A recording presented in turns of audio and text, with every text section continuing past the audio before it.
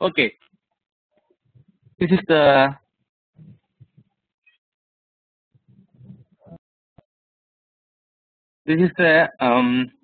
another small introduction about the data power. So this is the data power. You see here, there is a serial port. Here my cursor is moving. There is a serial port, that is the 9-pin serial port, and these are the 4 LAN ports, 1, 2, 3, 4, which is used for routing. So as I said, data power, you can use data power as a SOA. So you can use data power for service oriented architecture. So it provides loosely coupling logics, and you can use service contract, you can use service abstraction, service reusability. So you can use you can do anything in SOA governance pattern, whatever you can do it in data power. So data power will act as a SOA device. Also data power will act as a ESB. ESB means enterprise service bus. So you can transform one message into another message. You can route the message based on the content. So what is the based on the content? So I will give you the simple example. You are having the loan application. Okay. So if you are there is 2 web services. One is if you are applying for a loan less than $10,000, the loan will be pre-approved. There is no need of any manager approval needed for very less amount. So you have a web services which will be pre-approved your loan. If the loan amount is greater than $10,000, it has to go to some background check. It will check your credit history, and it will need some manager approval. So that kind of another web service. So while applying a loan itself, you are specifying the content as the loan amount. So based on the loan amount, dynamically the web service will decide that where it has to route the message to pre-approved loan web service or the manager approval loan web service.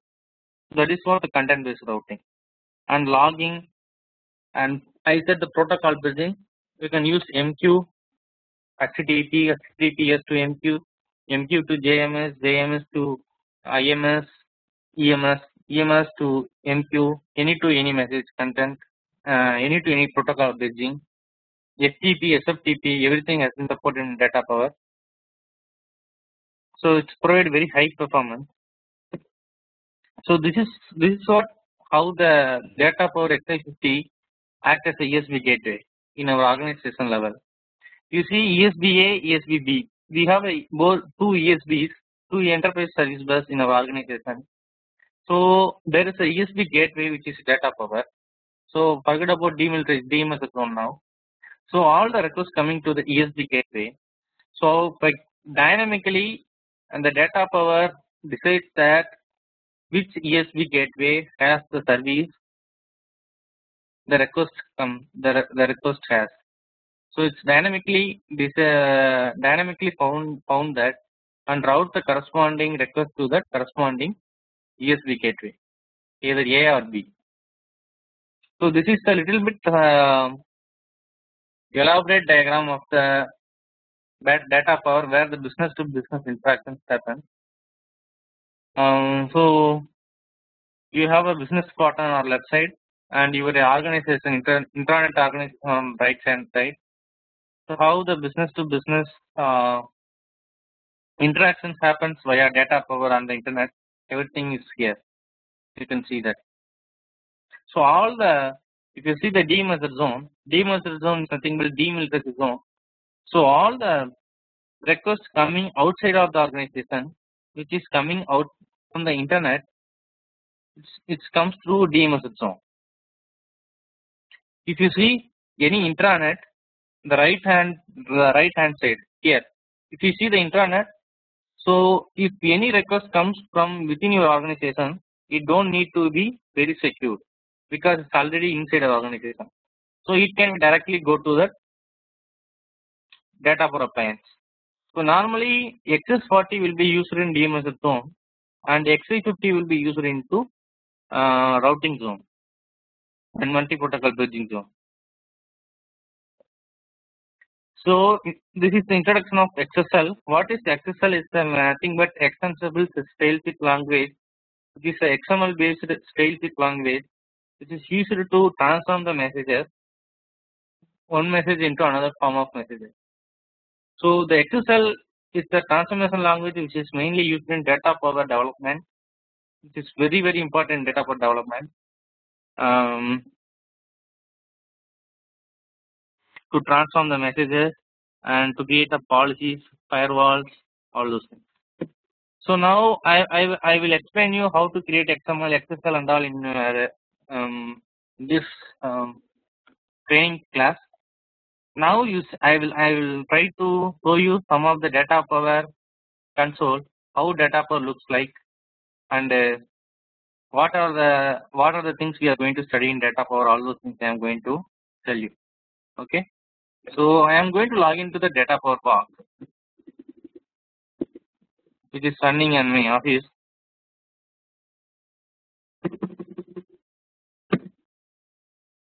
So this is the data power box running into my office. So here I am logging in. I can provide a demo user, demo user. It's a password hyphen 123. I think the domain you can select the demo.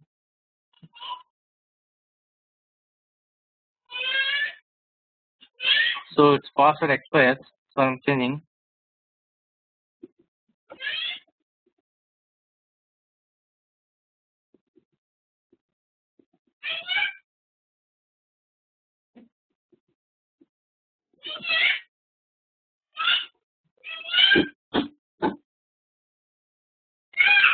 So I changed the password.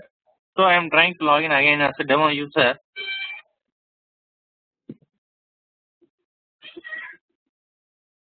The domain is demo domain.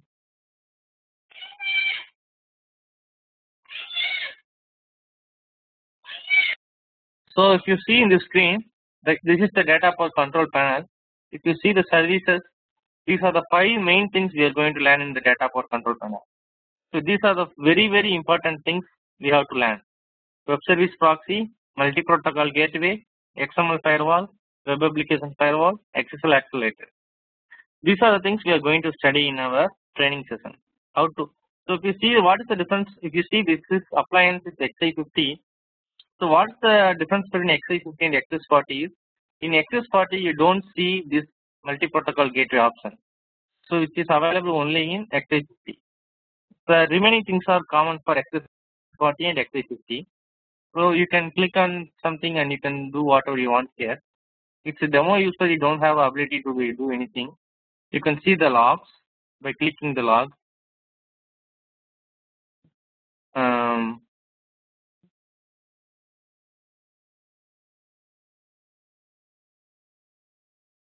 So there is no logs. Again you can go to control panel. You can see troubleshooting.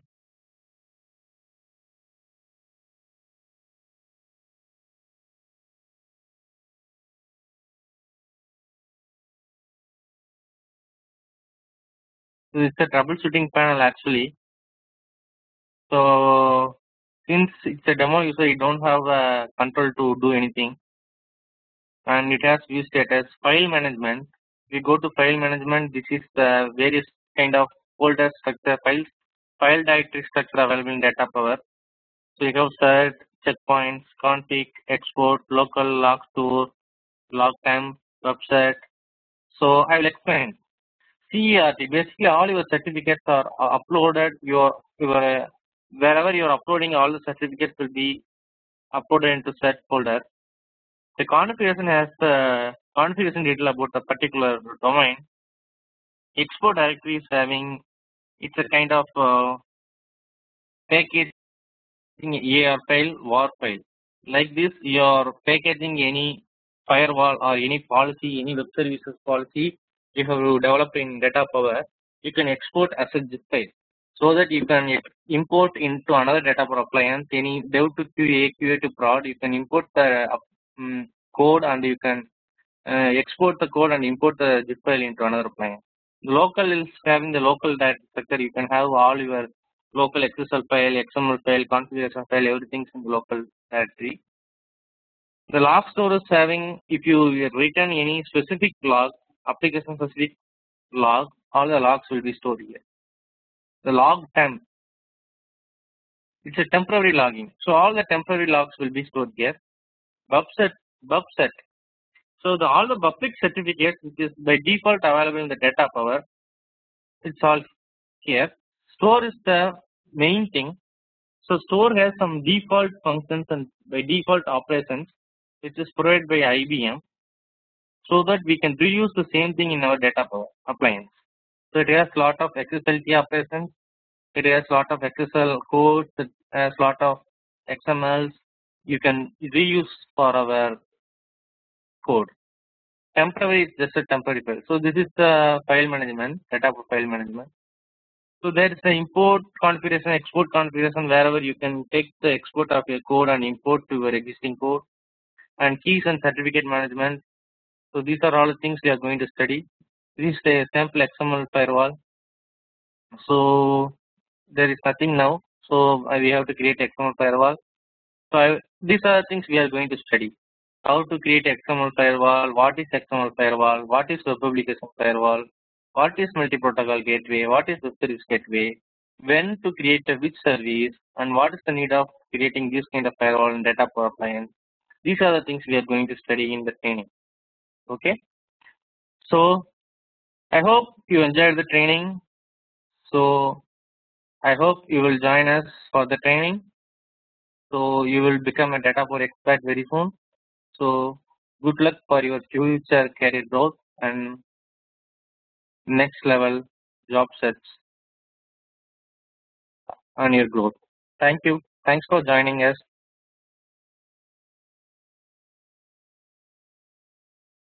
Please visit us www.planninfotech.com. Thank you.